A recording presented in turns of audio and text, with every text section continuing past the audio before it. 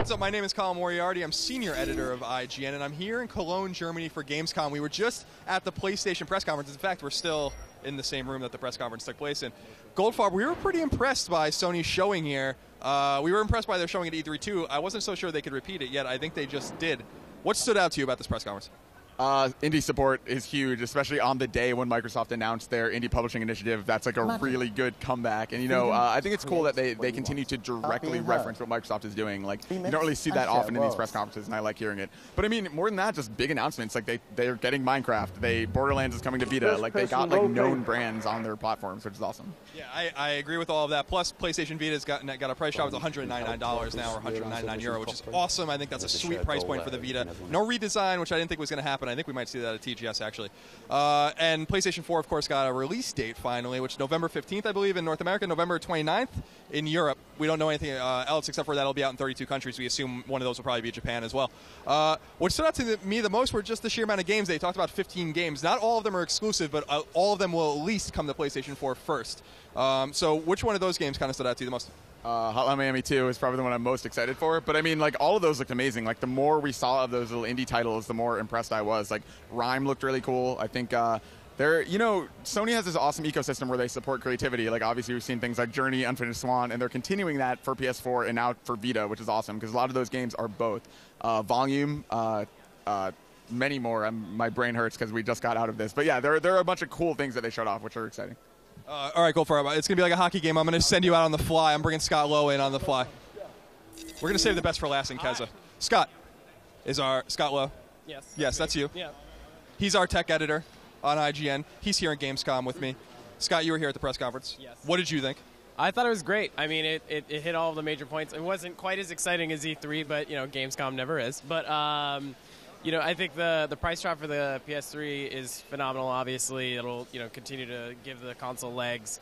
The PS4 release date, you know, really kind of, how awesome it will be determined by what the Xbox One release date is, but so far it looks really strong. I mean, it's, you know, before Black Friday, so big, you know, opportunity there for gamers to pick it up.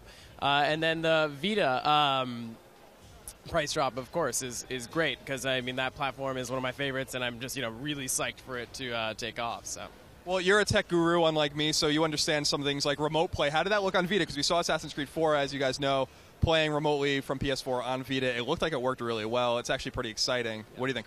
Yeah, I mean, that was one of our first opportunities to really kind of see it running in real time. I mean, real time, and we don't know, you know, how actively it was, you know, set up, whether it was canned or not. It looked like it was real time, but yeah, it looked great. I mean, there was no signs of latency, especially in an environment like this where there's a million different like hotspots and stuff. That seems like where they would run into trouble, but so far it looks great. Like, no latency, no kind of like compression as far as I can tell. Obviously, it was off screen, so it's hard to tell, but I mean, it looked really, really exciting, and that for me could be like a huge system seller. Awesome. Well, Scott, I'm going to get Keza McDonald now on the screen. Keep wearing this jacket. I like it very much. I noticed that during the video. Please keep wearing it. It's excellent. Keza, come on in. Oh, my God. It's like a ninjutsu move. We're doing this all on the fly. No, it's Keza. How are you? I'm very good. What did you think? What did you think? I thought it was pretty good. I thought it was lots of cool games, one after the other.